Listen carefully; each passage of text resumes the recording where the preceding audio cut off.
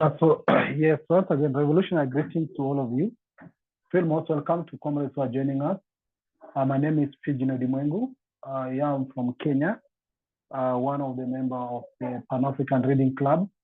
We are actually a group of Pan-Africans we started actually a Pan-African library with our intention and a purpose to ensure that Pan-African texts are available to Pan-Africans for reading and writing. For the purposes of all the articles written by Pan-Africans, we ensure that we share a soft copy of these. So far, in the last few months, we, in support of the Conscious in Study Group, which is a philosophical and ideological study grouping, that we meet every Thursday to read the philosophy and ideology of Kwame Nkrumah. We have been able to set up our Pan-African library that is now on the Telegram. And we are having, of course, so many books there at around 7,000 soft copy books.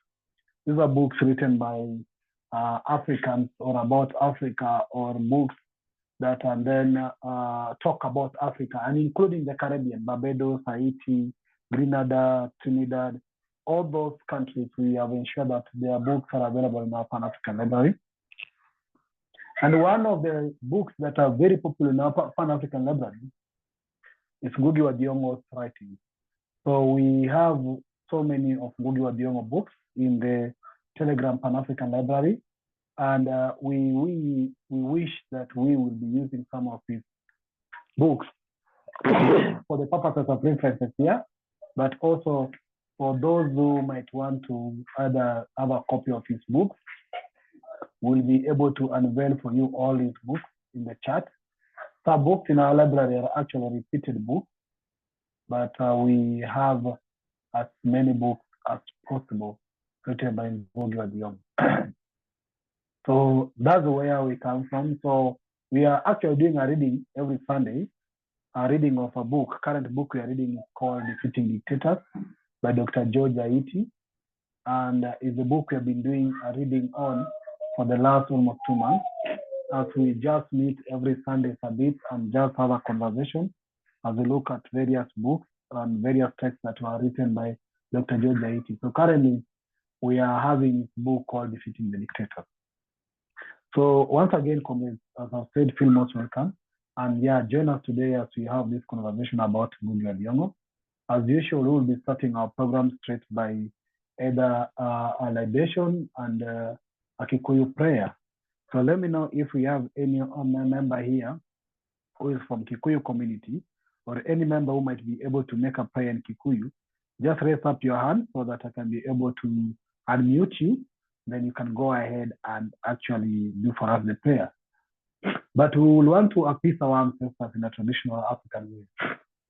And therefore, wherever you are, or any place you are seated, if you have anything that is of liquid, anything of liquid, please get ready.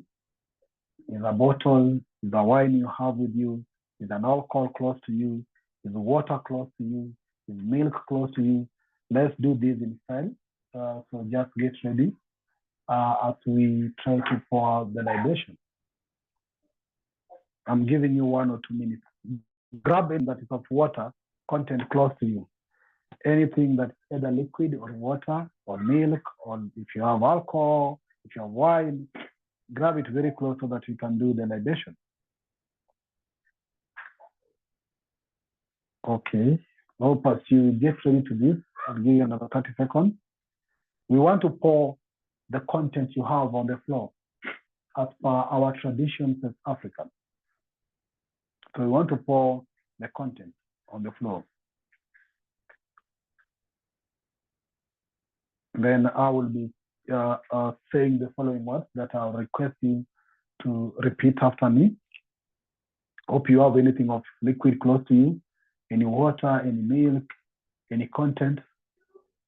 Then in 3, in 2, in 1, please open up the liquid you have if it's closed, or if it's on a cup or a mug, please open it up.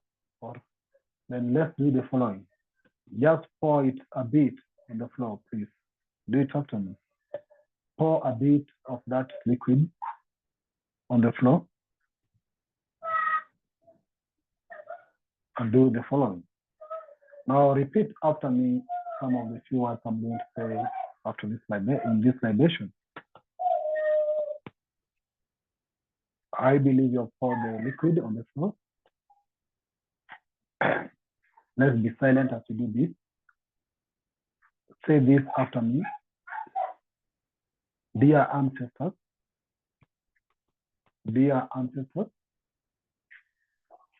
we, your grandsons, granddaughters, and your generation, we, your grandsons, granddaughters, and your generation, come before you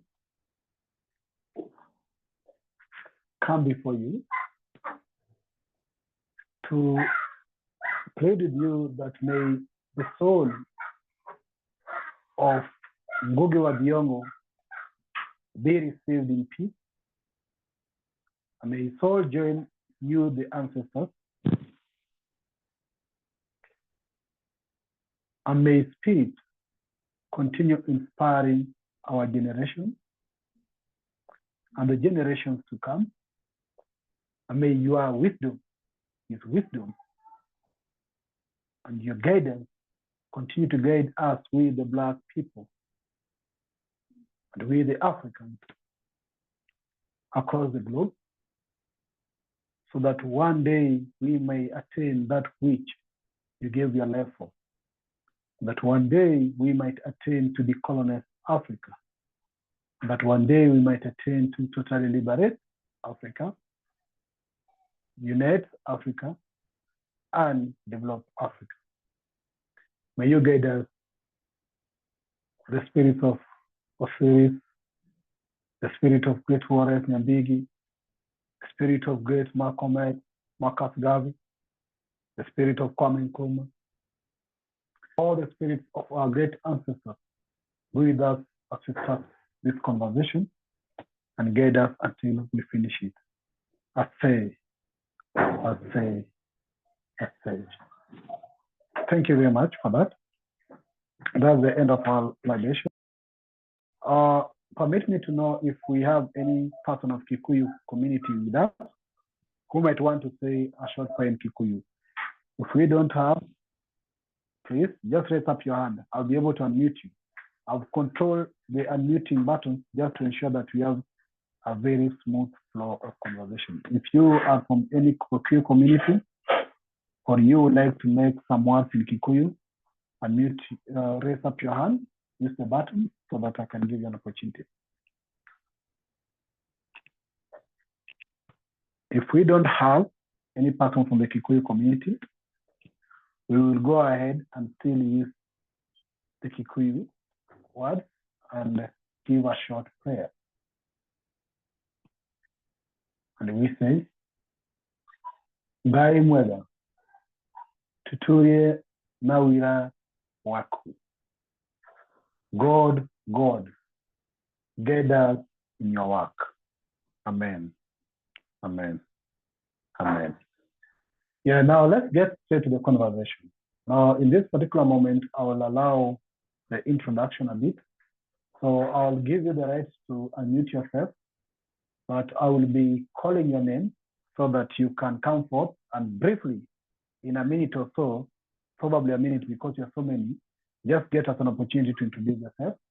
At this particular moment, you might take the opportunity to share any content of Ngũgĩ or any word from Ngũgĩ that inspired you, only one word that you remember Ngũgĩ with.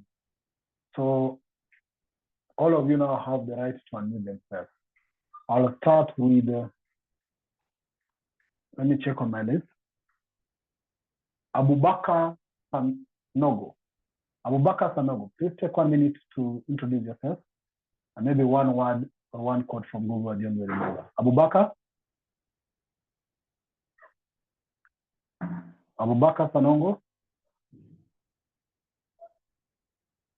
We will go then to Adenya Adali. Adenya Adali, please unmute yourself, introduce yourself, and maybe if you have any one word from Ngũgĩ you remember from any of his writings. Adenya Adali. Oh, my name is Adenya. I'm from Ghana. I'm interested in African studies, and so I very love his fight for African identity and all his words that speak about the liberation of the mind. I truly love how he advocated for the use of African language in academics and in all spheres of life. Thank you very much. Thank you, Adenya. Can I go? Yes, Angela, 1 minute.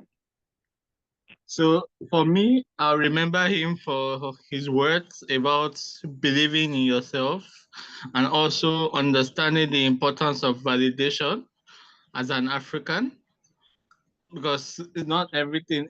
You don't have to listen to what everybody thinks about you, but the ones who value you are the ones that are within your circle, and it is required to be listened of the people that are around you in your society, which you can buy from it. Thank you. Thank you. Kindly introduce yourself. Where are you joining us from and your name? My name is Angela Demola. I'm joining from Nigeria. Thank you. Thank you. Welcome. Adrian, please unmute yourself and introduce yourself. Adrian, okay. Adwoa, please unmute yourself and introduce yourself. Adwoa,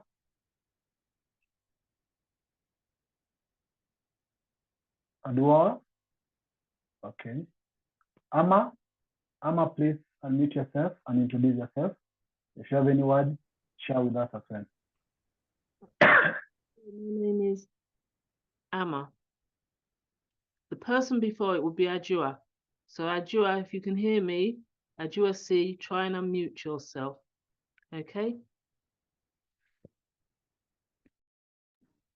Amma, do you have any other word to say? Oh, sorry, am I supposed to say something else? Yeah, we just No, have to... it's to you. No, that's enough for me. Thank you. Bye. Okay. Okay, thank you, Amma. Adwoa C, are you able to unmute yourself? Adwoa? Okay, if Adwoa is not able to unmute himself, Andrian, back to you. Are you able to unmute yourself, Andrian?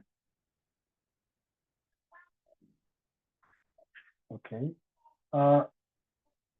Big Papoy. Big Papoy. Are you able to unmute yourself and introduce yourself? Big Papoy.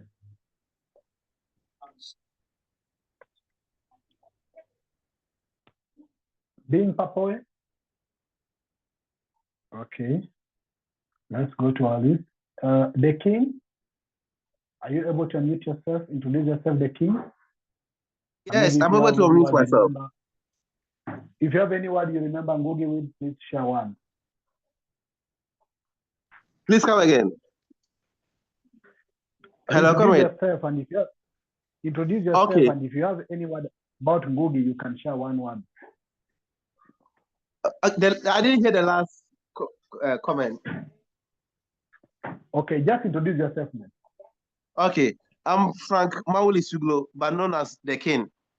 I'm a Ghanaian, a student, a politician, and also entrepreneur as well too. Media, yeah. Okay, thank right. you. Thank you. Efua C, can you unmute yourself and introduce yourself? If you have any one word about Ngũgĩ, go ahead. Efua?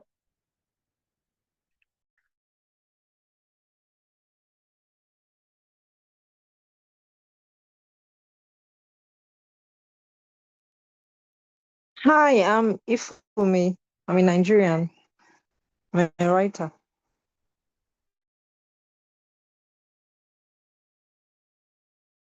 Okay, thank you, Ifumi. Let's get to Joan Ngamira. Unmute yourself and maybe one word yes. you can share about Ngũgĩ or where you're joining us from, Joan. And those who are joining us, the other Galaxy tab, please change your real name so that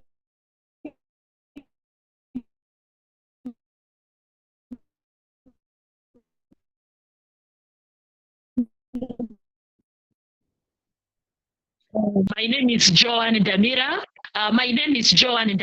My PhD in literature to Ngũgĩ because we started reading his books right away from high school to university. And in just one word, I salute him for empowering the female character in his books, which in the end has empowered us as women to love ourselves and to take charge of the things around us. Thank you very much.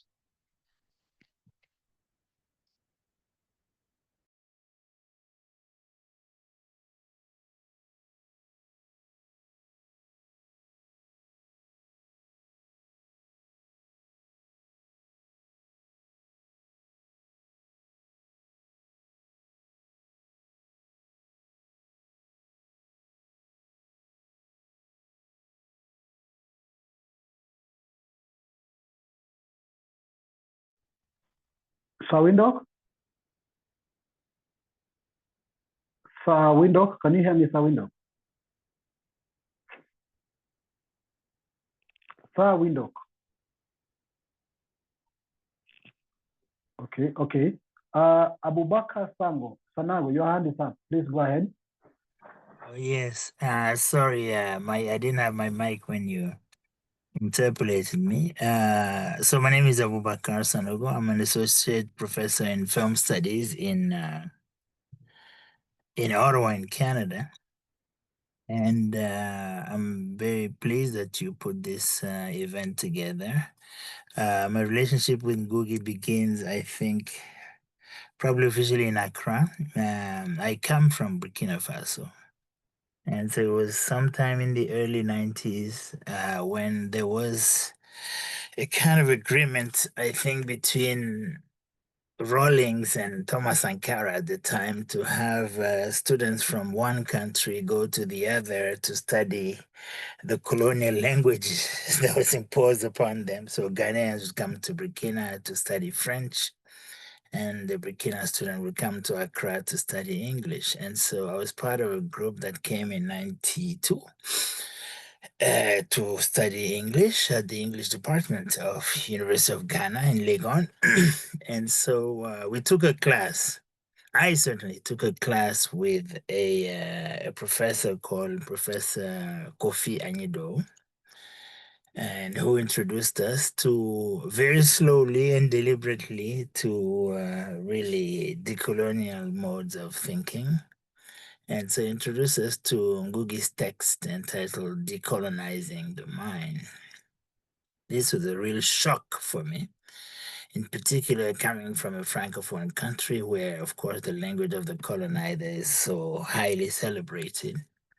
To see somebody who, or read somebody at least, who defended African language with so much force and conviction and self-evidence, because he made it very clear that it was natural that we should speak our language. It was really, really transformational for me.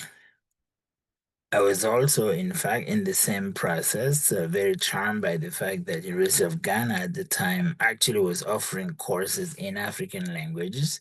I think Anyido was teaching, or at least writing poetry in Ewe, and some other people were doing a few things. And so this was really, really transformational for me, because when I went back to Burkina, it was the total opposite. None of our languages was taught at the University of Ouaga. And so it really shook me profoundly till to this day, I have to say. My second encounter was when he came to Ouaga for something we have in Burkina called FESPACO, the Pan-African Film Festival of Ouagadougou.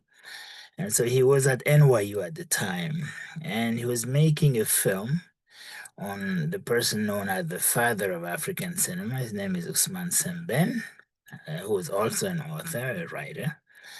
And so I was, again, I think it was the year after I was in Accra. And so he found me there somehow and asked me to play a little role in the film.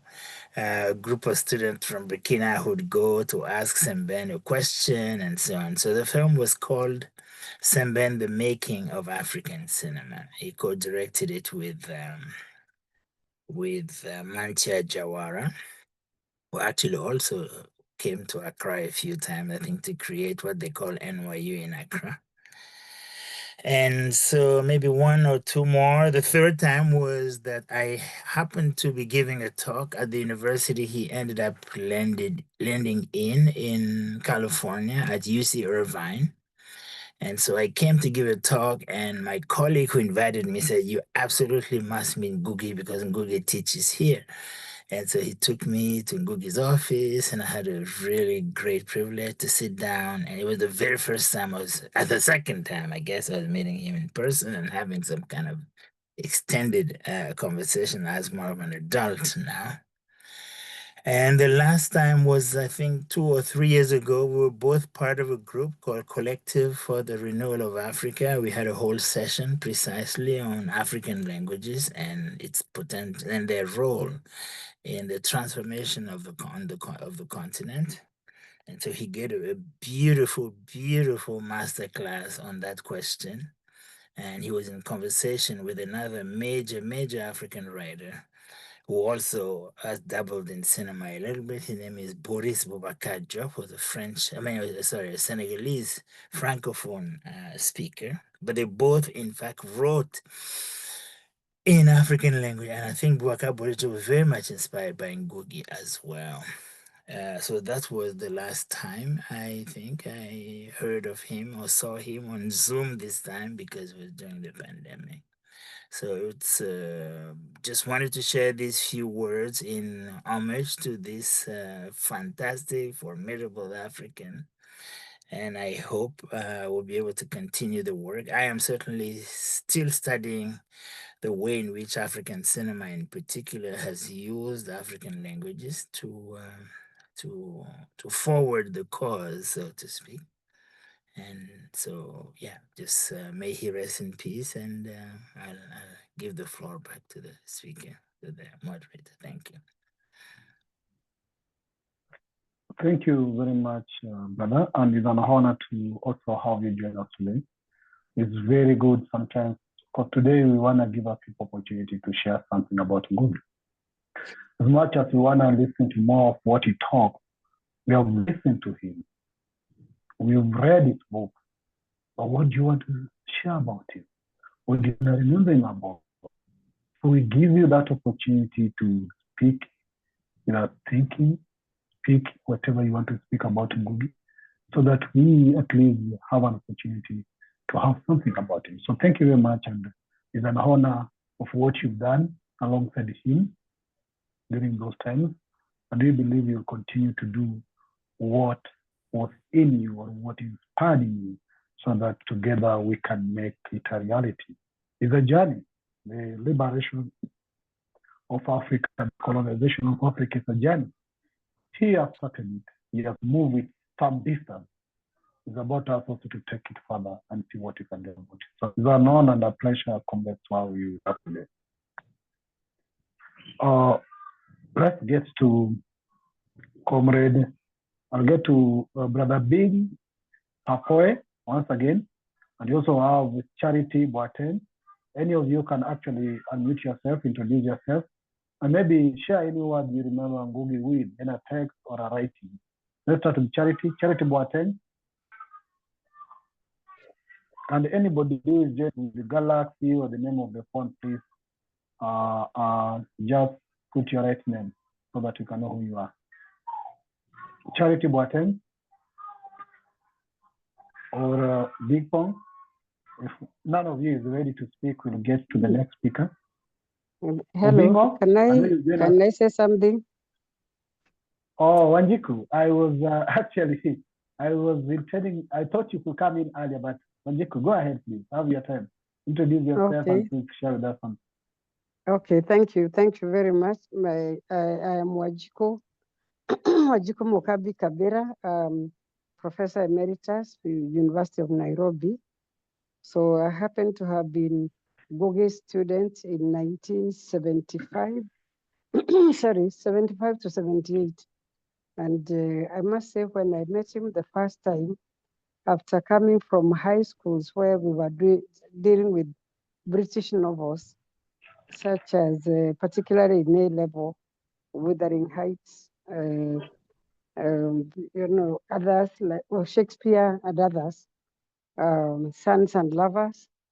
After coming from, a kind of a tradition where we were learning British novels and so on, and nothing really in African literature, it was really a breath of fresh air to listen to him talk about African literature. I hold that the whole Department of Literature was actually going through a transition where they had actually fought to rename the department. It was Department of English or Literature and English, and it was changed to Department of Literature to get us to focus much more, beginning with our own African literature, oral literature, then African writers, then literature of the African diaspora.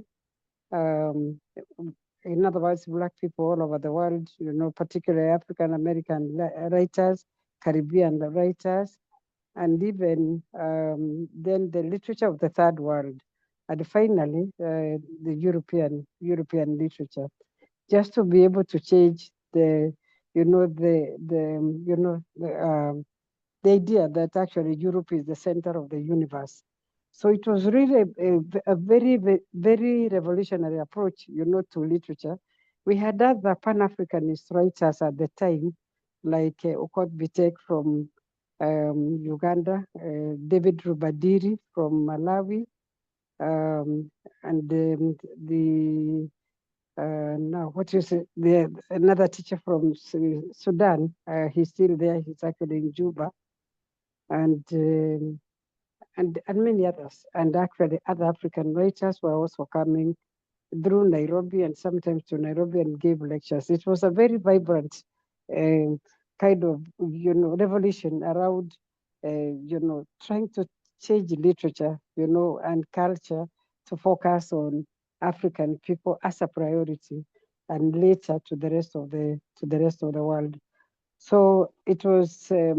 I had done Othello, for instance, Shakespeare's Othello, and I thought it was a great book until Ngũgĩ taught it in to us when we were first years, and you could actually see you could see the approach that he took, and that most of them took, from the department at the time, which led us to, to understand much more how to interpret literature, and not to really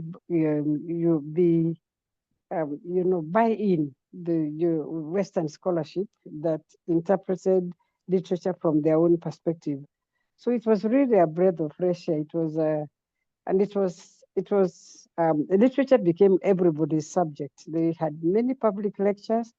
Ngũgĩ was still, an icon. Even at the time, he had written many books, and it was really a big thing to be taught, to be taught by him. And there are many things we learned. Some of the texts we were taught were like Franz Fanon, The Wretched of the Earth, Aimé Césaire, the Return to My Native Land, and others which were really challenging, the colonial systems, George Lamming, and others who were books, texts that were actually challenging, the colonial world and slavery and all those other systems that were dehumanized African peoples. So for me, I think it was a change in my life, and I think I began to see literature differently. I began to look at literature and society, look at Ruth Holdomo, look at Chebe himself and other West African writers, and how they interpreted literature, as well as Soyinka and others. So it was really, really a big thing. And it is not surprising that Ngũgĩ ended up in detention. I also worked a little bit with him when he was writing Gahikadeda, and the reason why actually he was taken to detention because of that book that was actually talking about the Mau Mau era and other books that followed. And it was a great experience, and that has never left my mind. Since then, I have written some books, and I also learned how to, I think the critical approaches that we were taking helped me also to look at beyond, colonialism and so on. Where are the women in these societies? And I took the route that I took, having learned that all oppressive society, all oppressive systems have systematic ways of controlling the mind. And if you control the mind of the people, you actually control the people. So, and I have been in touch with him, since then, including just reading his manuscripts on the Perfect Nine, which is about the 9 daughters of the Gĩkũyũ movie, the original parents, the mythical original parents of who were called Gĩkũyũ movie, and just look, because I studied oral research as well as for my PhD, and I also looked at images of women in Gĩkũyũ oral literature for my PhD a long time ago. I think I graduated in 1994. So it has been a journey the man has walked and has really been so steadfast and consistent in his ideas that he has become an icon for all of us. So I celebrate him with the other people for the great contribution he has made to our society and to his own students and colleagues and writers, particularly in Africa and globally as well. Thank you. Oh, thank you, Professor Emeritus. It's a pleasure and an honor to be before you and to you joining us in this conversation. In this particular moment, it makes the stage go higher a bit and permit me to welcome our chair. Brother Kwame, please, can you come in? Introduce yourself to the group that's joining us today, Brother Kwame, and also maybe share with us your personal touch with Ngũgĩ's work, Ngũgĩ himself. And yeah, welcome our members as well. Brother Kwame? Brother Kwame? Yes, Brother Pigeon, are you referring to me? Yes, we have Brother Pigeon here. I'm referring to you, Brother Kwame. We That's have okay. professors here, Because and you fit the bill.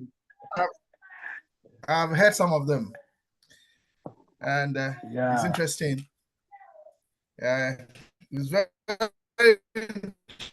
It's very interesting that we're hearing from great professors on how Ngũgĩ has had shall I say transformed them in many ways. I am not part of literature or anything. I am just an ordinary African, and we read "Weep Not, Child" in the 60s, and when we went to school in the 60s. So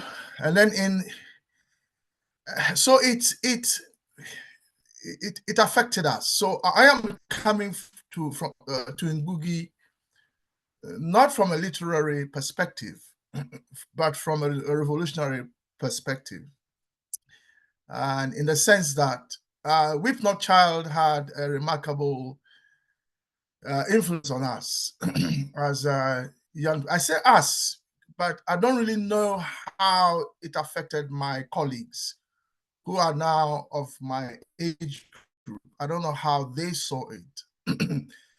But for a young man growing up in Nkrumah's Ghana,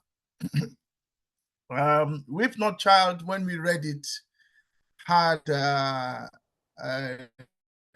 real impact on us.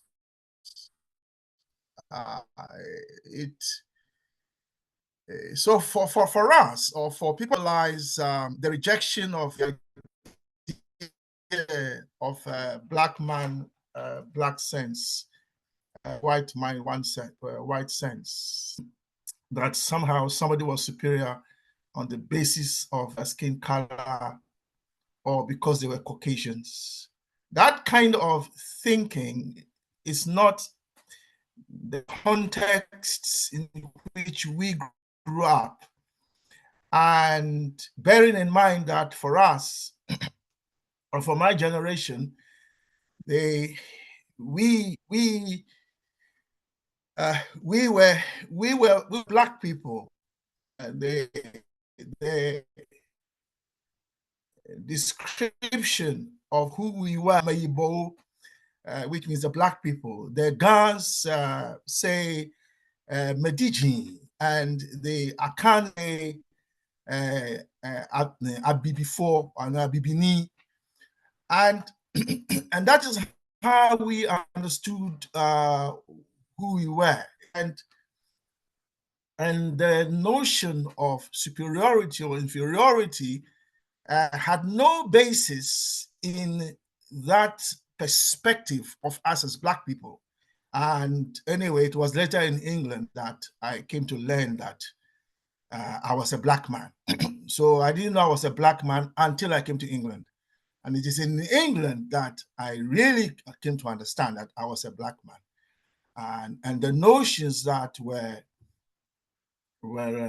associated with being black, as you can imagine, were something I rejected, or we rejected, because it was impossible to sow within us any sense of inferiority. Having been born and having grown up in the context of Nkrumah. So for us, Weep Not Child was like an awakening. It awakened us. It made us. Hello.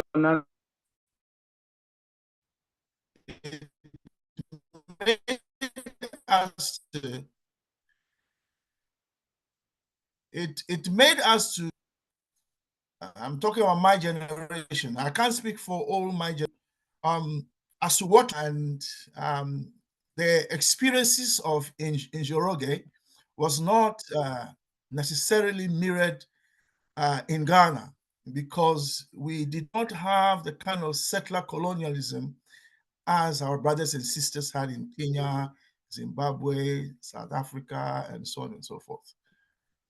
So Ngũgĩ inspired us to look beyond Ghana and to look at Africa as a whole. So for us, Pan-Africanism came naturally because we read Weep Not Child. And in the weeping of the child, we heard ourselves also weeping.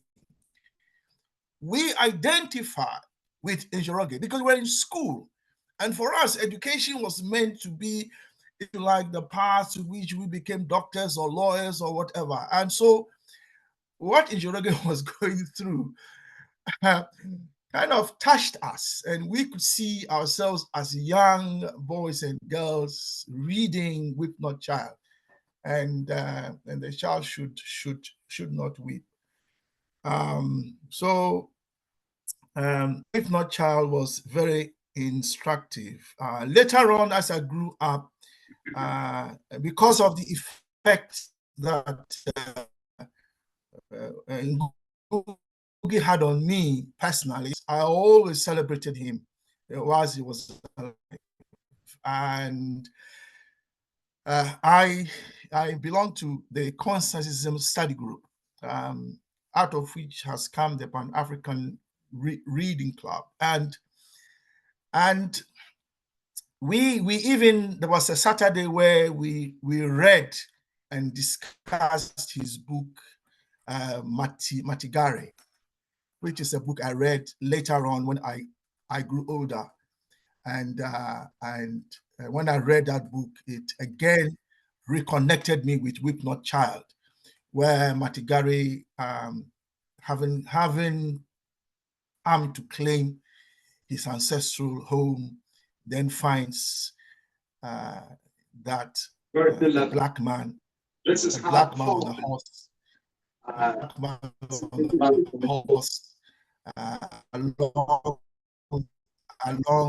along with a white man, claimed that said the house was his.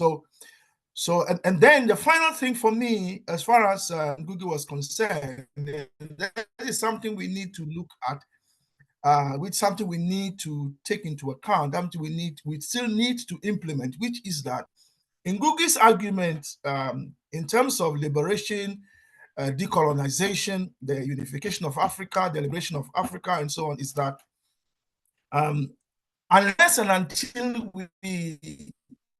we translate the great works into our African languages, it will be hard to have an African Renaissance in terms of ordinary people kind of rising up within themselves.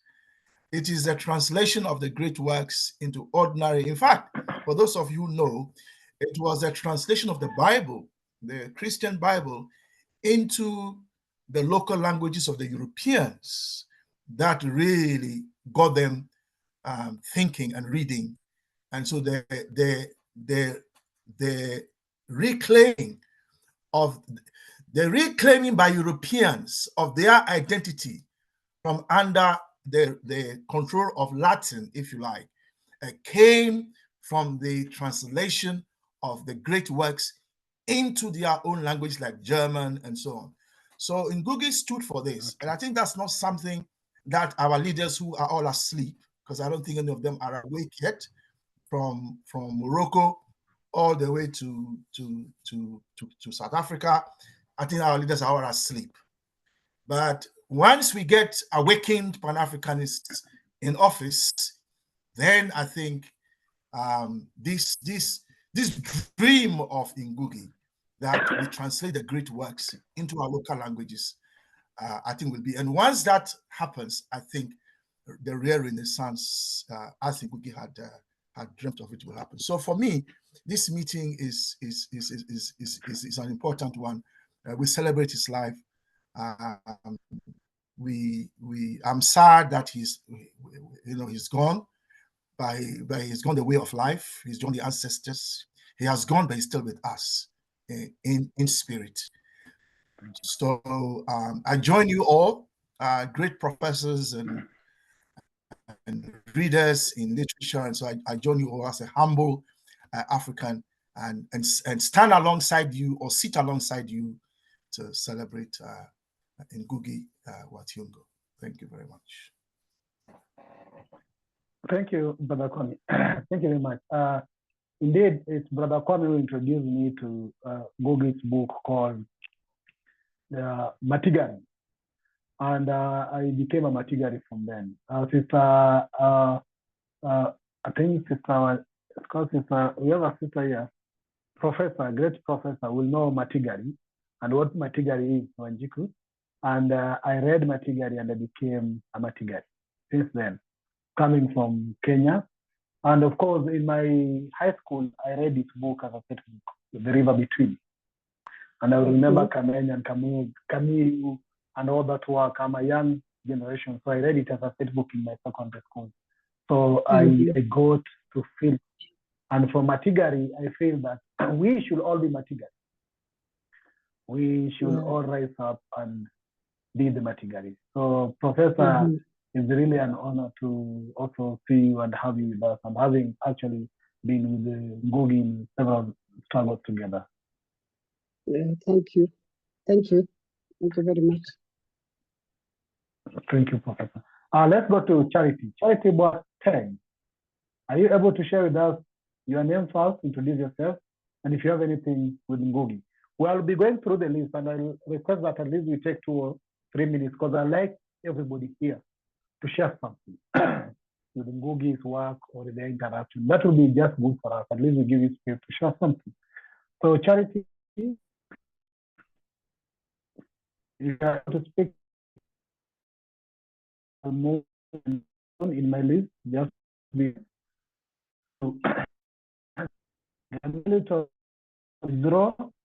Gameli. Are you able to unmute yourself and share something? Gameli? Yes. Yes. Yeah, please go ahead. Greetings to everybody gathered here, celebrating Ngũgĩ's works, his life, and his memory. I, like many of my colleagues speaking here, was, I first met Ngũgĩ through his books in secondary school. And the impact has been lasting till now. I'm a recently retired academic from the University of Glasgow. I'm a multiple creative artist. So I work in film, theater, music, and storytelling, and also literature. So I think one of the biggest influence Ngũgĩ has had on my personal life is his work on decolonizing the mind. And his stance on the power of indigenous language. So at the moment, I publish a series I call the Adinkra Anthology Series.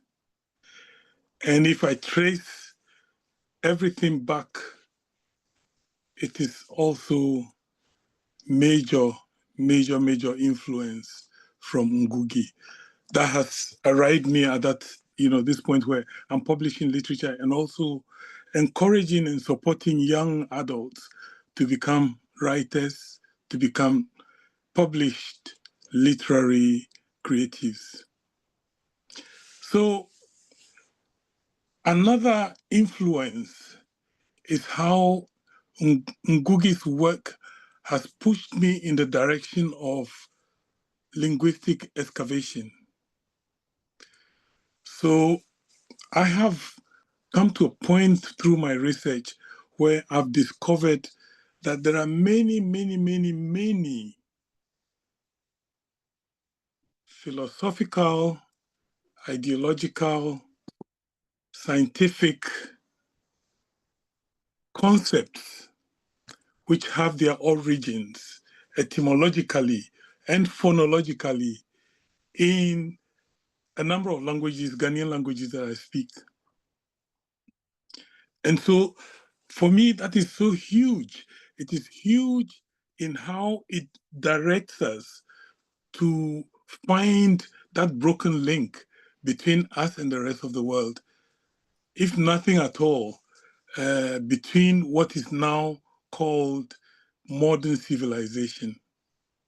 And so for me, the important thing is that just like if you drop a pebble in water, the ripples it creates can go on and on and on and on. Ngũgĩ is that, has created that ripple that is creating revolutionary ways of looking at ourselves as Africans and also reimagining our identities, but more importantly, carving a way back to connecting the dots in the role that we have played as people who have shaped this world into what it is today. So that's the little I have to say. Thank you all very much. Thank you very much. And it's a pleasure you joining us as well. Thank you so much. Let's get to Joan Damira, then Kanda Brian. Joan Damira and Kanda Brian. And one of you can go first. Kandabran or Damira. Any one of you can go first. Unmute yourself. Oh, Shout out your name and anything about Ngũgĩ. oh, Yes, John. I'm right here. Okay, thank you very much for organizing this. My name is Joan Ndamira. I'm from Uganda, but I'm pursuing a PhD in literature at Moi University, Kenya. So I usually like to introduce myself as a child of two worlds. I'm here to celebrate the life of Professor Ngũgĩ Thiong'o. I first interacted with him at secondary school, right through here we have O-level, A-level at university. And so we started reading his books in our O-level, and then in A-level, those of us who opted for literature, we interacted with him yet more, and then at university, and so on and so forth. And so much as he was far away, much as most of us, some of us never met him physically, but you could feel his presence because you know the way he narrated his stories, they were so relatable, they were so enjoyable. You felt like he was your grandfather that was telling you and urging you to look at your Africanness, to look at your life much more or much better. Secondly, I don't want to take a lot of your time. I really salute him for empowering us as women in all his stories, right from my personal favorite is Devil on the Cross. And so you meet there Wangari, Waringa, and you meet these empowered women. At that time, we didn't even know girls could become mechanics. And you're looking at Monira, and you're looking at Njoroge's mother, and all these are women that are out there to fulfill their potential. So we really credit him for giving us a voice, for telling the African story, for instilling in us the love for our language, and to know that everything is possible for us and in us the moment we feel empowered, the moment we become very serious about our lives. So thank you very much. I'm here to celebrate him. And to us, you know, in Africa, we believe that dead are not dead. He will live on. He will live on in our lives. We shall always read his stories. For us, teachers of literature, we shall always ensure that his books are on the syllabus. We shall live to tell his story. I thank you very much.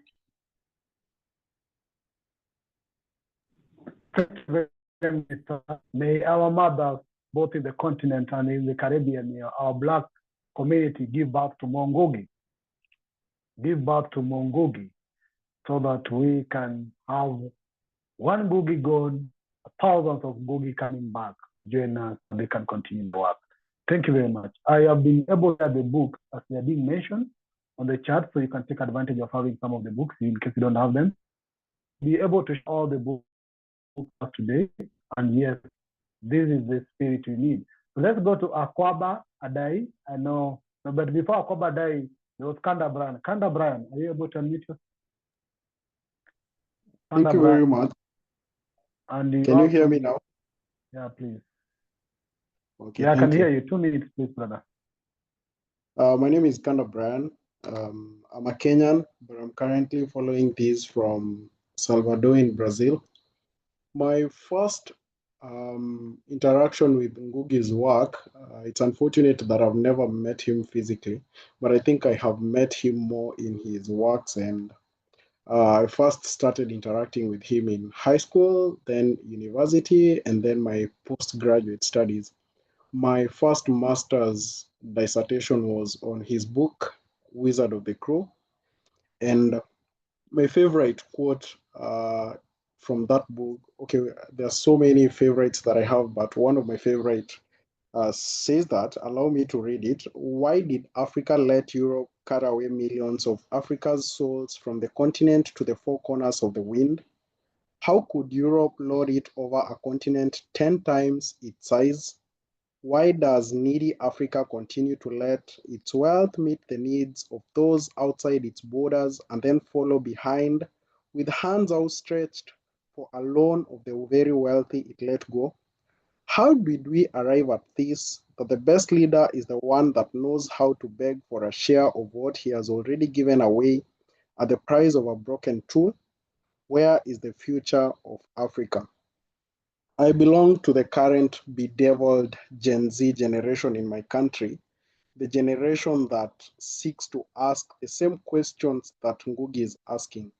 And for us, we want to avoid that disillusionment or that despair, because this book was written at the beginning of this century. Yet, you see, several decades down the line, there's still the same questions that my generation is asking. Perhaps what we don't want is, we do not want the next generation that will come after us to still ask these same questions. But our voices they are almost every attempt to make sure that our voices are either silenced, if not muffled. And this is what maybe makes us relate to Ngũgĩ's works. Or perhaps, if I'm to speak for myself, this is what makes me relate to his work.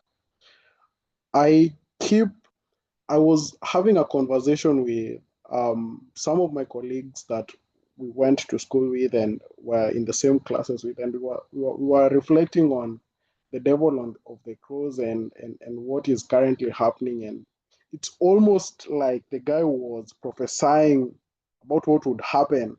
Like, you read the book and you see a copy-pasted, and I dare say plagiarized world existing in this day, in this time.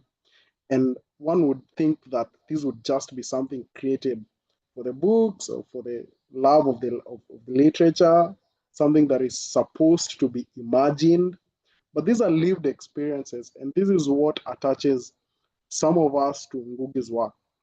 I don't have much to say, but I wish to thank the organizers for this conference, or of this session rather, for allowing us to come here and reflect on Ngũgĩ's work. It's really an honor to have our professors here, and we really admire the kind of work that you're putting towards living the life that Ngũgĩ wants, or Ngũgĩ thought we should live. Thank you very much. Thank you, brother. Our fellow Gen Z here in Kenya, and it's an honor whatever you're doing there. I hope you'll be coming back to join the struggle too. So thank you very much, and it's a pleasure to have you with us. Let's get to, I'm trying to run through my list, so just give me Akwaba Adai Sebo. Akwaba, 2 minutes. If you are able to unmute yourself, Akwaba. If Akwaba is not ready, I'll go to Isaac Quist. Isaac Quist. Isaac Quist. Then I'll move to Coffee. Coffee, any of you? Who is ready? Coffee, are you there?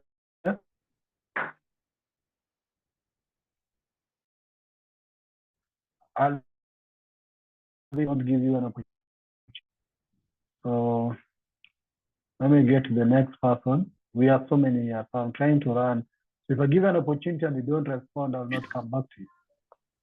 Let's get to, who is this? Unmute. Okay, so let me get to Neiram. Neiram, Neiram, can you hear me? Please unmute yourself and share something. Neiram. Or Nana Amo. Nana Amo. Any of you? Nana or Neiram? Okay. Mary Joy. Mary Joy. Mary Joy.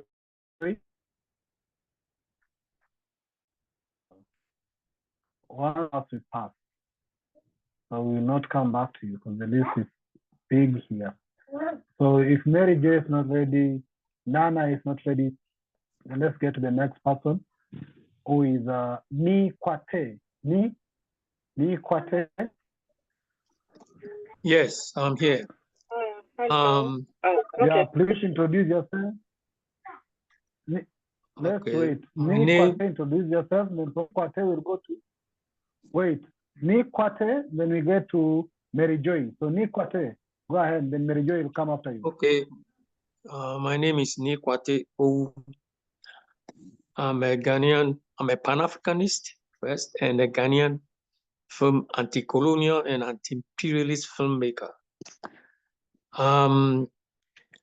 Ngũgĩ's book, Decolonizing the Mind, was one of the critical turning points in my life as a filmmaker.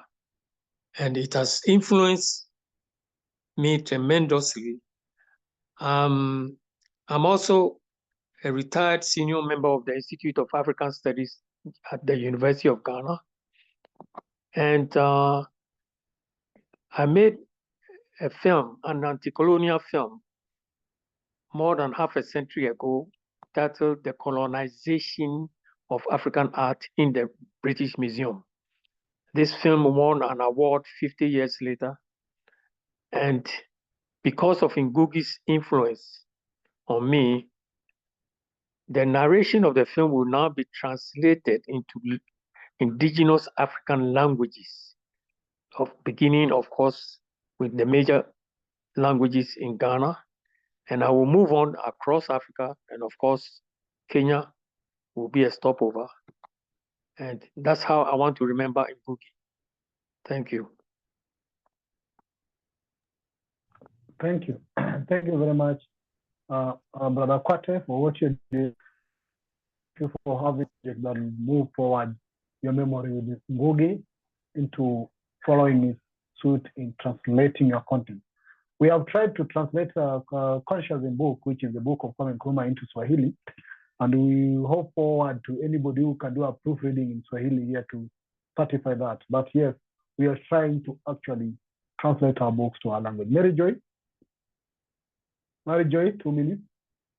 Yes, so my name is Marjorie. Sorry, and I'm also coming from Ghana. I definitely did literature in secondary school, and the Weep Not Child and Decolonizing the Mind are two books that I really appreciated in my time as well.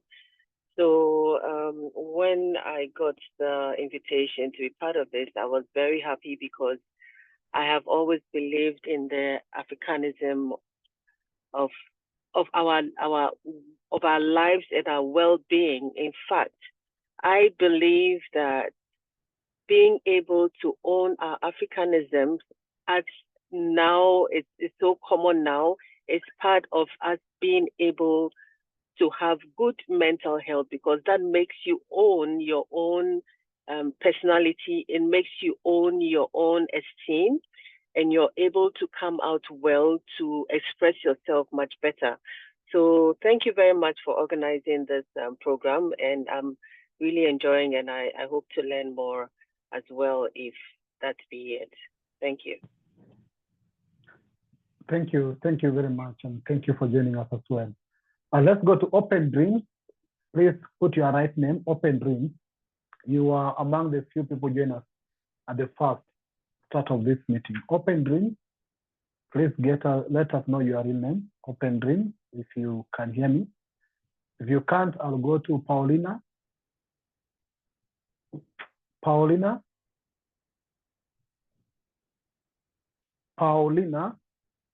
if Paulina can't hear me, I'll go to Sawindok. Sawindok?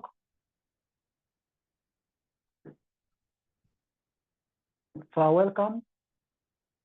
Are you able to speak? Hello, sorry, I was struggling to unmute. I'm so sorry.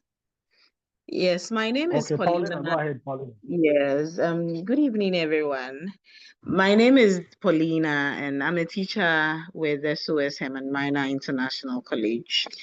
And for me, treating Ngũgĩ's work is a way that I believe we can honor his legacy, because a lot of the times Western literature takes over, and our students even find it difficult appreciating a lot of the symbols and the social issues that great minds like Ngũgĩ raise in their text. And Weep Not Child stands out for me because I believe that the issues that he addressed are still pertinent in our world today, particularly in Africa. And it's not just limited to East and then South Africa. It's still in other parts of Africa today. And it's more relevant in Ghana, where we are having issues with galamsey. And so I believe that this shouldn't be the end. If we can organize more of such so that we continue to raise the consciousness of our young generation, it would be to the betterment of Africa as a continent. Thank you very much. Thank you. Thank you so much. Let's get to then Sawindok once again, if you're able to unmute yourself. If not, I'll go to Wangu Murira. Wangu Murira. Yes. Hello, everyone. Yeah. My name is Hello. Wangu Murira. I'm from Kenya. And thank you very much for organizing this so that we can celebrate Ngũgĩ wa Thiong'o. I interacted with his work when I was a student in O level. And literature, we read his book, The River Between. And through that book, I was able to know so much, to learn so much about my culture, the Gĩkũyũ. Then when I was in Form 5, he wrote the book, the play, which was acted in Kenya, I'll Marry When I Want. It was in Gĩkũyũ and then translated. And that book, or that during that time, I will keep on remembering what happened because the book was banned. And we were reading it secretly. And I remember being suspended from school with some others because of having illegal materials in the school. That is, I Will Marry When I Want, which was in Gĩkũyũ. And we would read it, and then as a Gĩkũyũ, I would translate for the others. Through Ngũgĩ, I have learned my language, a lot of vocabularies through his books. And I used to communicate with him, emails in Gĩkũyũ, until when when I realized he was not the one responding to the emails, someone was writing the emails for him. I have interacted with the devil on the cross in Gĩkũyũ, Mũrogi wa Kagogo in Gĩkũyũ. Then there is the story of the origin of the Gĩkũyũ. So for me, his books have enriched my vernacular. And his legacy will live because those books, they will be a record of the Gĩkũyũ language. Thank you once more for organizing this. Back to you. Welcome. I'm putting the I'll Marry When I Want in the chat. So I'm loading the book I'll Marry When I Want. It was legal, but the comment will remind us even Kwame Nkrumah's book were made illegal some times back, and we are trying to correct that. It shows how powerful they were. Okay, let's get to then. Now the I Marry When I Want is now the chat list. Let's get to Timothy Kibet. Timothy Kibet. If Timothy Kibet can hear me, Then you get to our list again, open dreams, open dreams. If you can hear me, ensure that you can be able to come in and say what you have. Any of you? Okay. If not, Charity Boateng. Charity, are you able to speak? You are unmuted. I don't know if you want to speak something, Charity. Okay. Adrian, you did not speak. Adrian, are you able to speak something? Adrian? Adrian is not there. I'll go to Akiaba. Adai, did you speak, Sebo? Akiaba Adai, Sebo? If no, I'll go to Bing Papoy. Are you able to unmute yourself and speak? Then I'll go to Florence. Florence, are you able to unmute yourself and speak, Florence? Florence? Okay, somebody joining us with the name Galaxy Tab. Galaxy Tab. A, are you able to unmute yourself and speak, Galaxy? And please let us know your name. Galaxy. Okay. Let's get to Geranunaki. Raspala, Geranunaki. Please unmute yourself and speak. Introduce yourself. And if you have any word of Ngũgĩ that makes you want to share with us, General Anunnaki. Give thanks, Son of the Lake, blessed. Yes. Give thanks even for this prestigious event in commemoration to an African giant.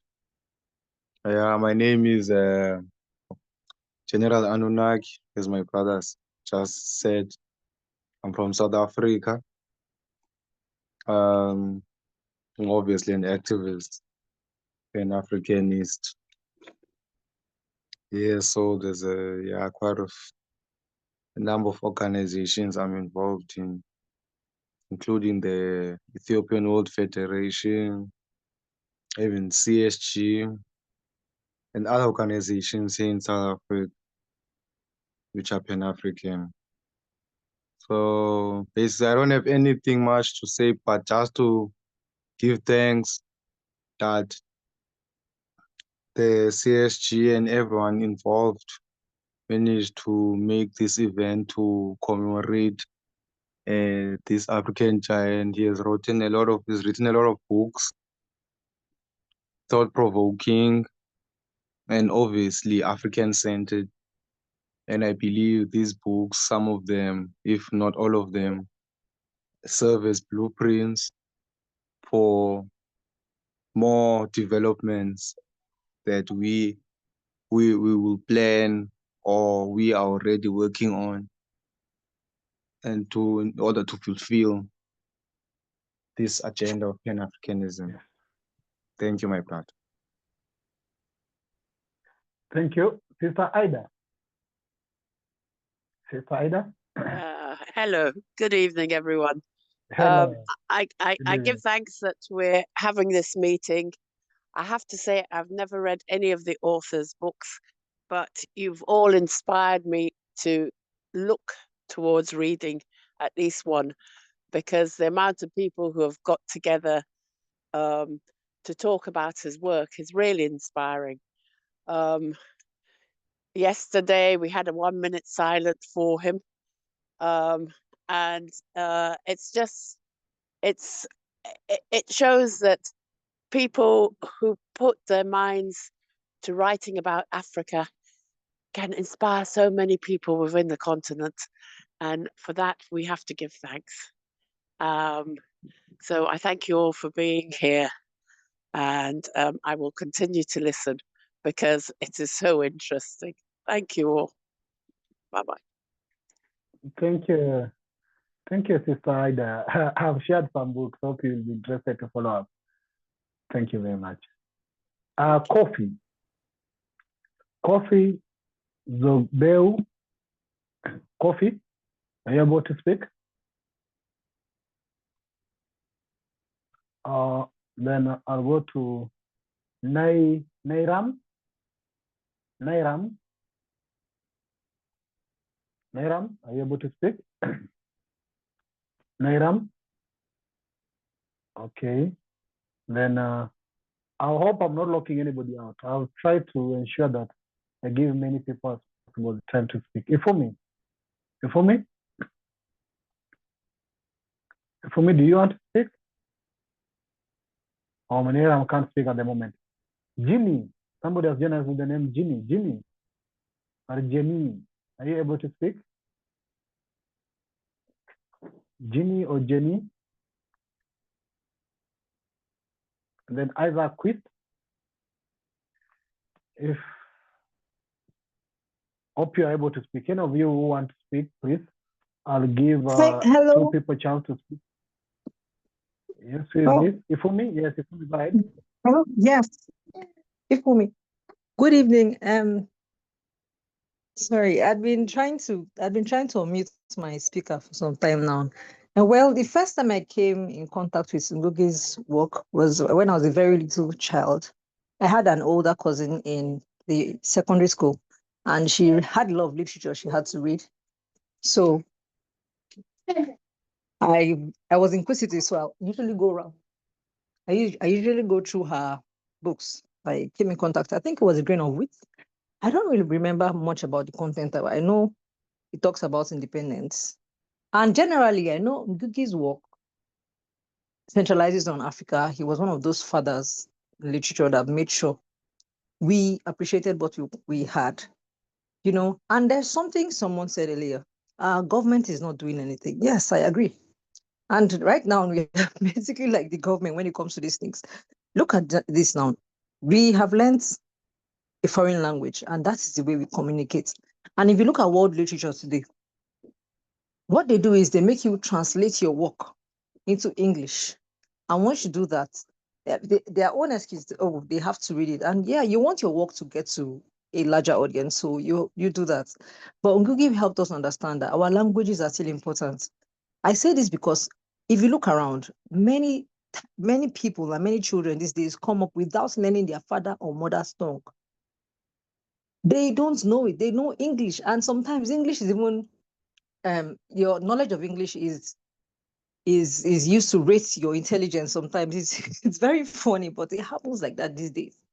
So what do you say about places like China, Germany, Russia, where they learn their native languages and you have to look for an interpreter when you go to places like that? I know we have many languages in Africa. I know we are many people, we are different and we don't have a particular language, but I think we can do something about that. I don't know what it is we can do, but Ngũgĩ has inspired so much and he has made us understand that our languages are important to the extent that he even changed his name. From the English name, he went back to his native name. And he continued writing. So he has been very inspiring. He has made us understand we have to appreciate what we have for others to appreciate it too. The Englishman won't come and learn your language, but he wants you to learn his so he can communicate with you. But you can't do that in China and some other parts of the world. You have to get an interpreter. I think that's what I've learned from Ngũgĩ, and I would also like to study his other works and learn more about him. So rest in peace. Thank you for your audience, and thank you for organizing this. Thank you. Thank you so much. Is there anybody I'm locking out who would like to share anything about Ngũgĩ? Yeah, my name is Randolph. My name is Randolph Pebby. I signed on very late. Randolph. Randolph, yes. I signed on very late. A chamba at Dicebo sent it to our WhatsApp, and I saw it just about 10 minutes ago. And I realized you even called him, but he was not present. He's been very supportive of what we call English literature, right from our secondary school days. And I didn't do English literature, but definitely the name James Ngũgĩ rings very well in my ears. I was sorry to hear that he has passed on.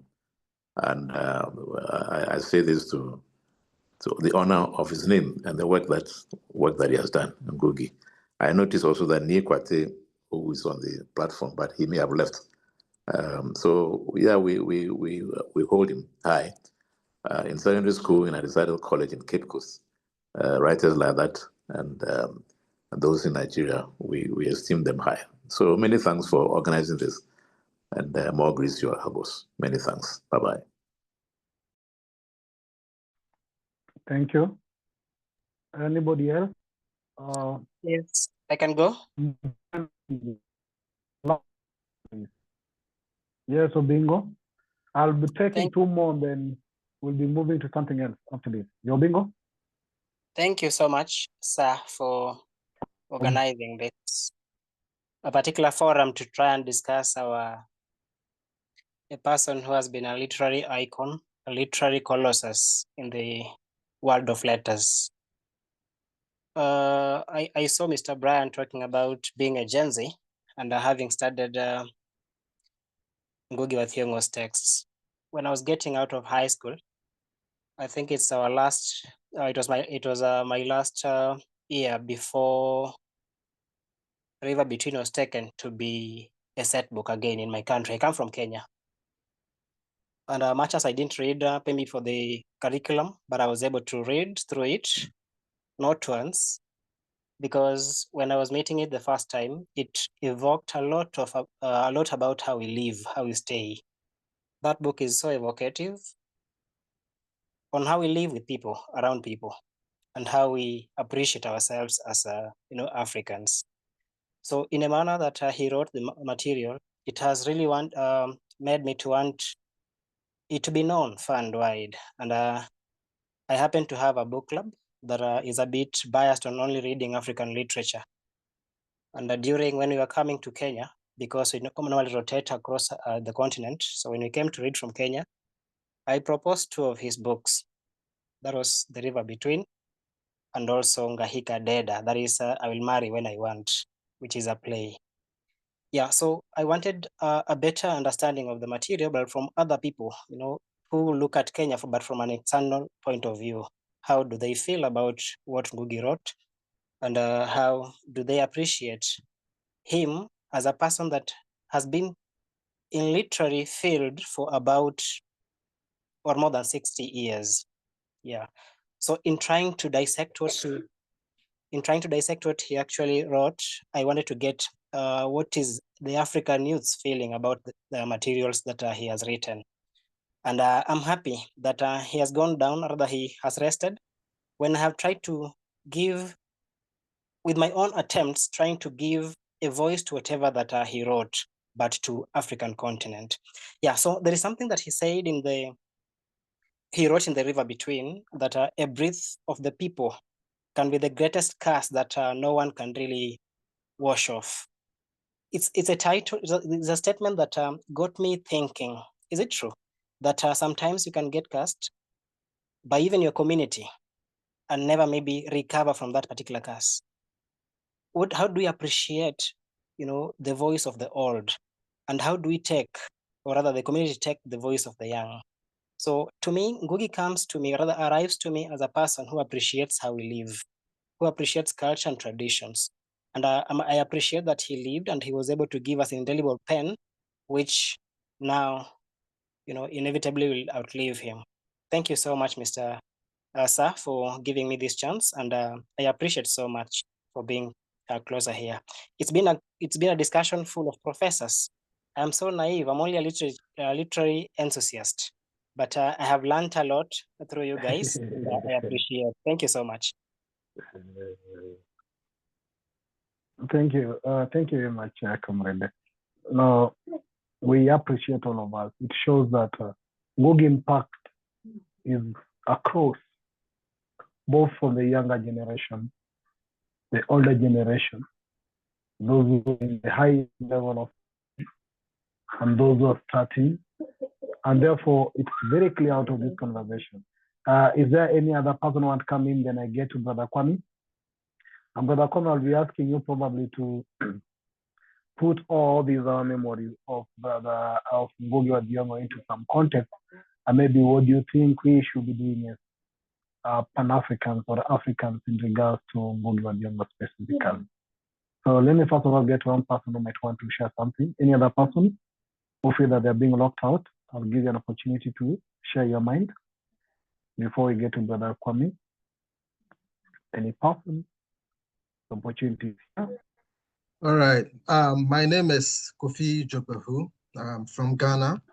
I had the opportunity to, in the University of Ghana, to use Ngũgĩ wa Thiong'o's book, Weep Not Child, as my term paper.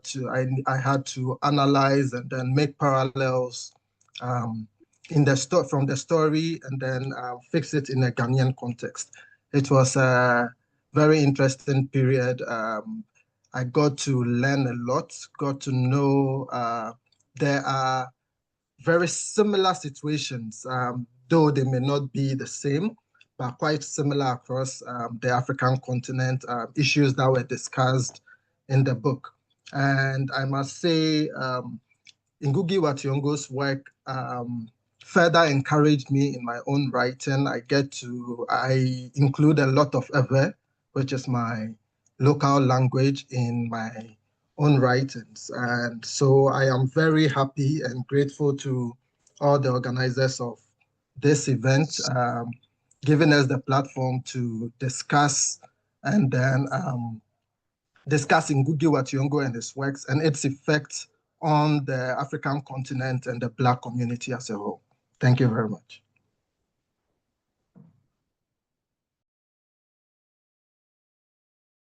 Thank you, Brother Kwame. Brother Kwame? Yes, Brother Fisher. Brother Christian. Yeah, Yes, your brother brother. from Ewe. Yes, there's a lot of my people here, and a lot of Ghanaians. Yeah. I'm very surprised that so many Ghanaians here. But we have Africans here across from Kenya, Uganda, and Nigeria, and so on. And there are even some, as one brother joining us from Brazil. So yeah, it's been amazing. It goes to show that Ngũgĩ did indeed touch our lives. Yeah, what would you like me to say, brother? Because I think our brothers and sisters have said it all. Yeah. I mean, if you look at if you listen to Brother Pidgey, if you listen to those here, I mean, I came a quarter of an hour into the meeting, so I didn't hear everyone, but I came when Professor, I believe Professor, let's see, Professor, just trying to get her name, the lady Professor Wanjiku. Is she the one that was speaking? No, Professor Wanjiku Kabira. Yeah, yeah, she was. So she was the one. In fact, before her, it was before Professor. It was our brother. I'm trying to get his name. Our brother. You're the brother from Burkina Faso. Yeah, I'm trying to get his name from the list. If he hasn't left yet. From Burkina Faso. Yeah, if he hasn't left yet. Yeah. So yeah, with that, I think yeah. So and I think you dropped out. Yeah, listening to brothers and sisters, you can kind of get a sense of the range of lives that he touched. Brother Ni Kwate O, whose documentary You Hide Me, which is a landmark in African cinema and a pioneering expose on the colonial looting of African art. And then, we heard from Gameli Tojuro, who is a distinguished Ghanaian filmmaker, composer, storyteller, and educator, whose work bridges traditional African arts, with contemporary global issues. We heard from Paulina Akwete Adiko, who is a teacher in Ghana, and who brought to our attention the need to focus on African literature and how Africans sometimes have a tough time relating to the cultural symbolisms in European literature. So some of us read Sons and Lovers when we were in school. I had no understanding of what they were talking about in Sons and Daughters, in Sons and Lovers. It was located in England, I think, the Caucasian, and I now live among them, and these things are much clearer to me. But at the time, as a young boy in secondary school, you know, these things didn't make sense. Then we heard from Kanda Brian Kiptuo, who is a Kenya academic, cultural practitioner, and you know, of Moi University, African Cluster Center. We heard from Kofi Jogbewu, who is a multifaceted Ghanaian creative, a writer, actor, filmmaker. I mean, you get a sense that here in this meeting are, if you like, a collection of some of the best minds and the best amongst us. I mean, what else can I say? And we are talking about Adaisi Boy is here. So those of you who know Adaisi Boy, you know he was mentioned by another brother. I think brother Randolph mentioned Adaisi Boy. And Adaisi Boy, basically, for those of you who know him, he single-handedly created what in the UK today is called the Black History Month. I mean, he led that initiative and created it, and it still reverberates till today. And the humanities of all secondary schools and other institutions, they carry that every October. And so it's just amazing. And even Brother Randolph himself, this at the college and chartered accountant and so on. And yet, here you have a chartered accountant who talks about he's being influenced by literature. I mean, then we have Dr. Charity Efua Boateng. You know, she just put Efua Boateng in the chat. But actually, he's a distinguished Ghanaian academic. He's an author, community advocate, you know, with a doctorate in communications from Atlantic International University. And you could just go on and on. I mean, Joan Indamira, Dr. Indamira is a Ugandan academic and literary scholar. I mean, I was sitting down thinking, wow, Brother Abubakar Sanogo, he was the one speaking when I joined, and he's now left us. I think he's kind of gone to other things after he spoke. He is himself a distinguished scholar, educator, and curator, and specialist in African and Afro diasporic cinema, and so on. So then Isaac Quest, who's a seasoned Ghanaian educator, writer, and educational innovator. He's a co-founder and director of Nubu Ed Immerse, and so on. So there's Wanga Murira, you know. So and as I said, Professor Kabira was the one speaking when I joined, and listening to her, I am humbled. So we can say that Professor Ngũgĩ wa Thiong'o, if that was the title he held at the time of his demise, has given birth to a lot of sons and daughters. And I think, as brothers and sisters have mentioned, he will be remembered. He is going to be part of us. He has always inspired us. And as you mentioned yourself, Brother Pigeon, Brother Matigare was really also an eye-opener. And those were the days when, as our sister mentioned earlier, I think, I don't know if it was Sister Adenia Adali who mentioned this, that in Ngũgĩ, the fact that he began to write in Gĩkũyũ, I mean, that was an eye-opener. And some of our brothers here who are Evers have also mentioned that they're also writing in our traditional language. And I think that, in my humble opinion, if with those here, one or two of us have called for this to continue. And I think if a meeting like this that brings together all kinds of intellectuals and activists from across different sectors, from accountancy to communications to literature to politics and so on. If Ngũgĩ can bring us all together like we have, and one or two people have called for something of this sort to continue.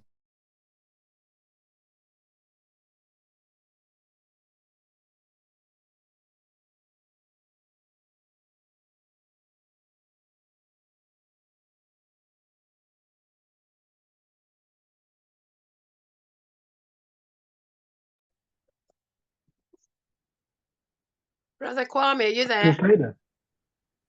Sister, confirm for me if Brother Kwame is speaking. No, he's not talking. There's no one talking at the moment. He seems to have gone. Okay, I think it's frozen.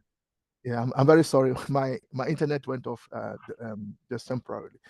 So I think if we can do something together, that will be to see how we can bring Ngũgĩ's his yearning to life, how we can encourage the powers that be, at least those who are asleep, and all of them are asleep as far as I'm concerned.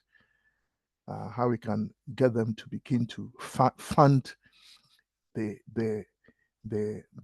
translation of some of the great works. So for me, as a teacher of mathematics, I want to see Euclid translated into African languages. Euclid, the elements, translated into African languages, the same way as the Holy Bible is translated into almost every language. The Holy Bible is translated into almost every language on the soil. So how come that is possible? And when it comes to Euclid, the elements for mathematics, and for every subject, you can find some kind of classic. Why can't we translate these things? So I think if we can do something to remember this great father and Pan-Africanist and the decolonizer of the mind, I think it would be for us to see how we can come together and get the powers that be to begin to fund the translation of great literary works, whether it doesn't matter what subject, into African languages. We can start with Swahili.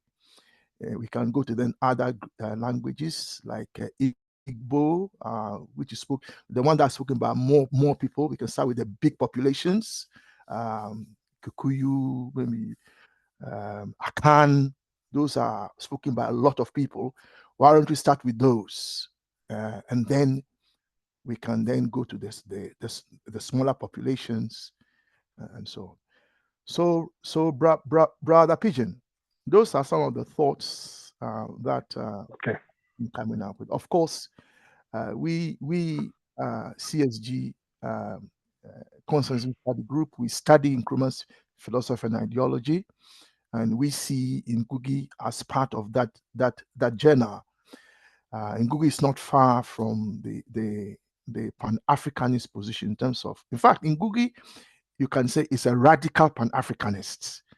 If you look at what he calls for, what he stands for, and the fact that he reminds us that the struggle has not ended, the struggle has not finished. In fact, the struggle has barely begun.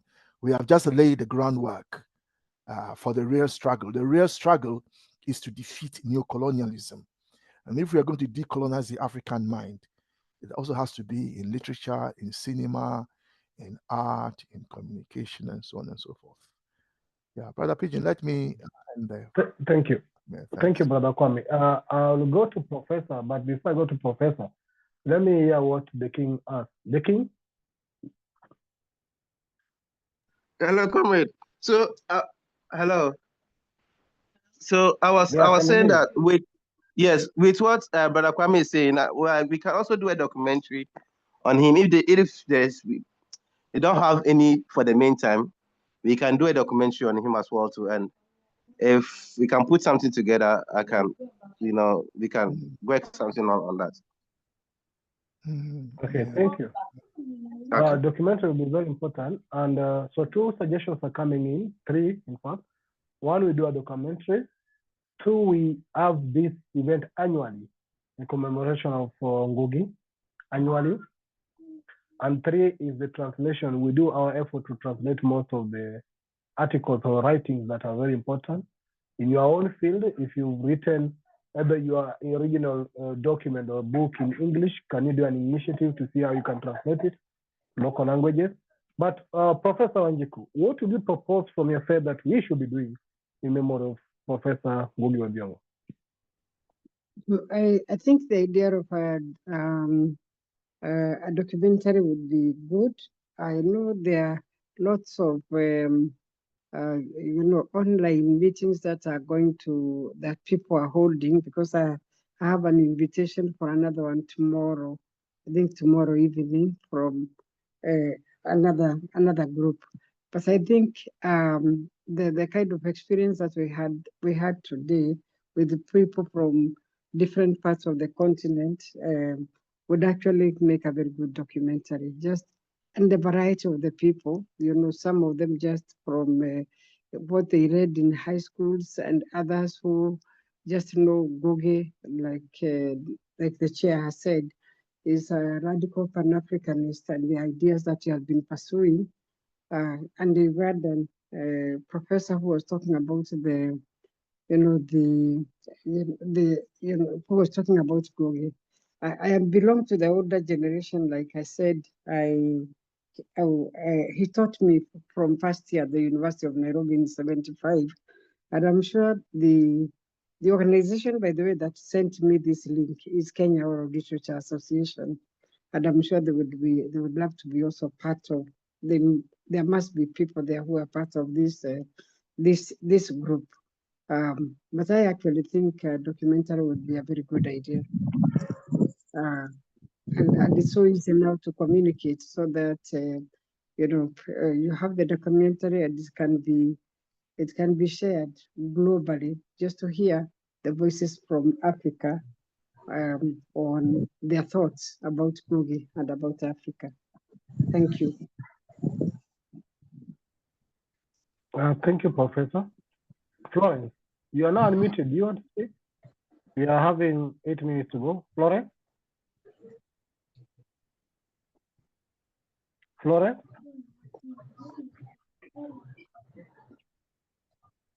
Okay, I'll assume that Florence doesn't want to speak. I'll be encouraging us to share our probably contacts, if you're okay with that, via our chat or directly to our coordinator, so that we can pick up this. I see Brother Gameli Todros has offered to coordinate and score the music for documentary film. So already we have a brother coming in, and maybe we can see what you can do within the year, so that when you meet next year, you can report on the progress of this conversation. If there is a wish for us to set up a group that can carry on this one, let us know, so that we can set up a purely a WhatsApp group where maybe some of us who are interested from here can join, then we can carry the conversation. I think that would be very important, first of all. And Brother Kwame, if you are in a position to please set up a WhatsApp group, or I can set it for myself and share the link here, so that everybody who is here who might want to carry this conversation can just join that group from here, so that we can share some of these resolutions, because we need to track them. We need to ensure that we agree on some timeline and ensure that we implement them. And that needs us to be either in one other coordinated group, so that we can keep on this. So we will look forward to set up a group. Brother Kwame, if you are able, kindly let me know, and I will do it for myself as we do this conversation before it ends, so that we can have these people in one group for Ngũgĩ, so that we don't wait for 1 year to come back and have a conversation, but rather in between we can be doing something that we have agreed on doing. Is that okay, Brother Kwame? Are you okay with that? Or should I do it for my side? Yes, Brother Pigeon, I think that's okay. If you want to continue, I will set it up. Yeah. Yeah, please set it up. Then we before we leave, we can share that. All right. Give me a few minutes. Professor, I was trying to play one song that maybe might be favorable from the Gĩkũyũ side. My device is not allowing me to do that. Are you having any suggestion? We could play one before we bring this meeting to an end, or two, just from our traditional language. What do you think, Professor? Oh, you mean play a song? Yeah, play a song that could be then motivating from our side. A Gĩkũyũ song that you think will bring us that spirit. Oh, I'm not sure that.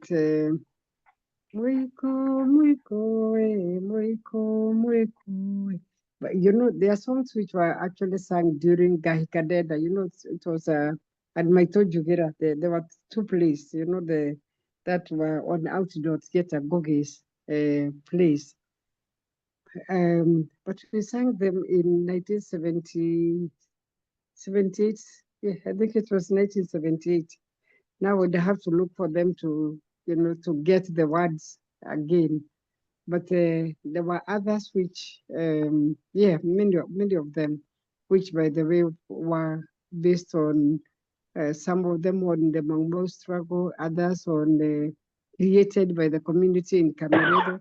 I wish I had known that as one of the young lecturers in the Department of Literature who had just been documenting the experiences of the people in Cameroon where this place took place.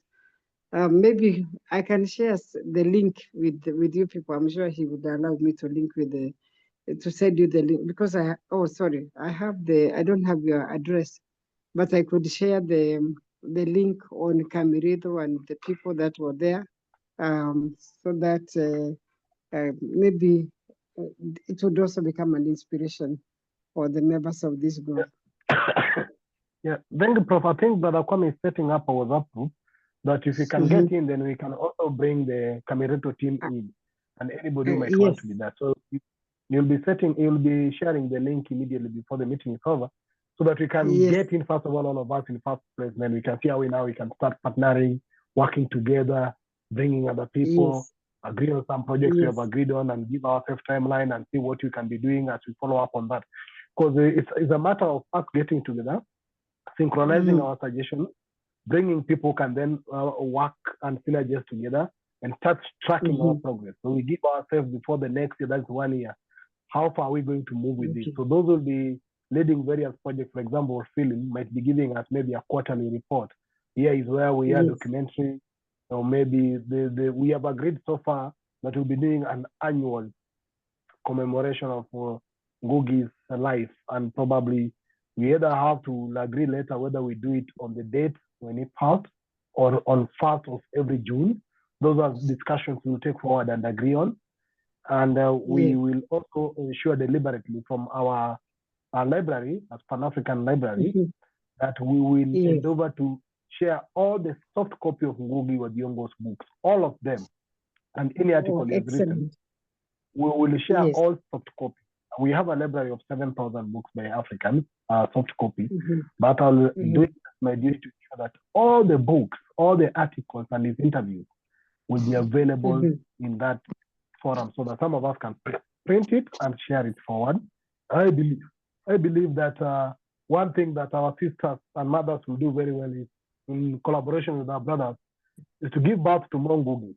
We lose one Ngũgĩ, we give birth to thousands of Ngũgĩ, so that the name lives forever. Like the same name of Kimati, if you go to Caribbean, you get people are called Kimati. People are called Kamau. They are not marked with Gĩkũyũ. But down there in Jamaica, somebody is calling himself Kamau. We want down there in Grenada and in Haiti, our brothers and sisters are called Thiong'o, Ngũgĩ. And then Ngũgĩ comes across all our communities, because then it moves to a spirit that unites us. So that will also be a very important way forward. But we are going to have that platform to crystallize all the initiatives we have. But I believe each one of us has a duty to do something in memory of Ngũgĩ. Even if it's to plant a tree in memory of Ngũgĩ, please do it. So that every time you try to water the tree, remember Ngũgĩ. Anything you can do, even if it's to help a community. You say that every year on this date, I'll be going out to help a community, either feeding them or even doing a service to the community. Every year I'll be going out maybe to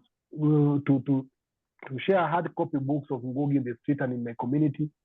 Do that so that you can always have a way to remember the spirit of Ngũgĩ. So this is what I'm talking about. And I believe we can do a lot, both at personal level and even at a group level. And it doesn't require a lot of resources. It requires just us accepting to do something.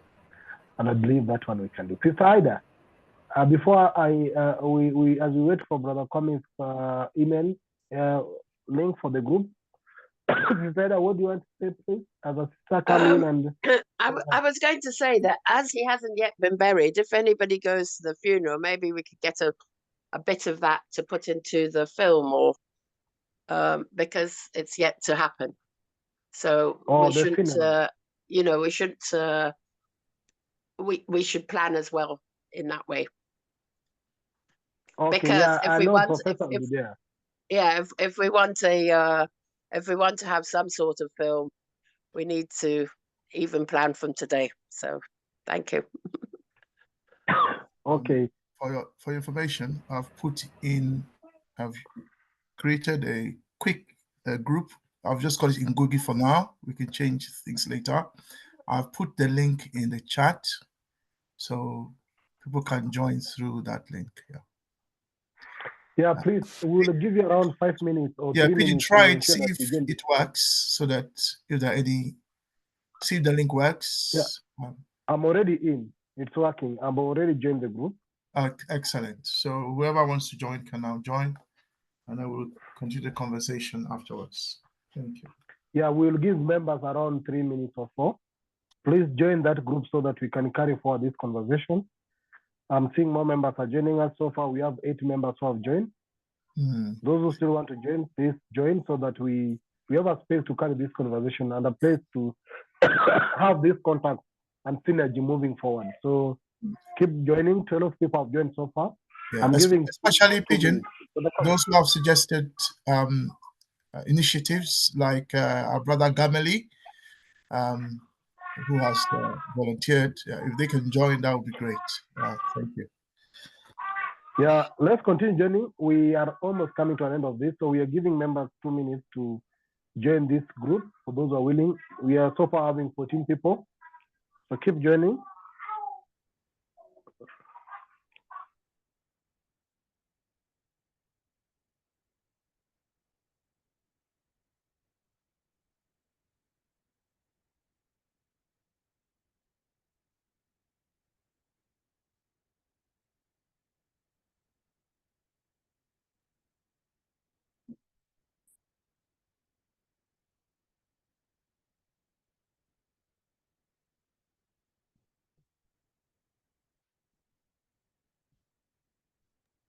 While people are joining, may I say thank you to all who've joined, and thank you, Brother Pigeon, for this meeting. It's been really interesting. Thank you all. Thank you. Thanks so much, Sister Ida. So far we have 16 people who have joined us. Hope you will have opportunity to join, whoever want to join, so that we can carry this forward.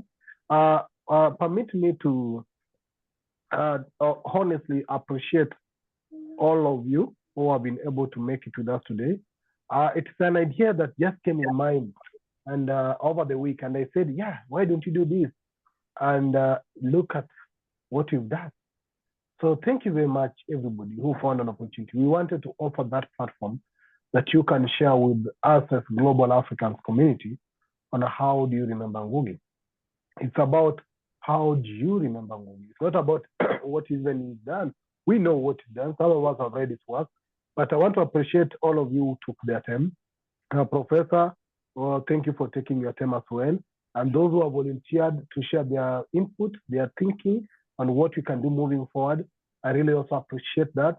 And Cautious in Study Group, I also appreciate you for allowing us to have this conversation in this platform. Kosha has been studying with, as Brother Kwame has said, is a group that studied the works of Kwame Nkrumah. And we've been doing this meeting every Thursday without a miss. In fact, virtually, you've been here for almost 3 years, every Thursday, reading a paragraph and sharing our thinking. We also have initiatives of Saturday where we discuss Africa unification.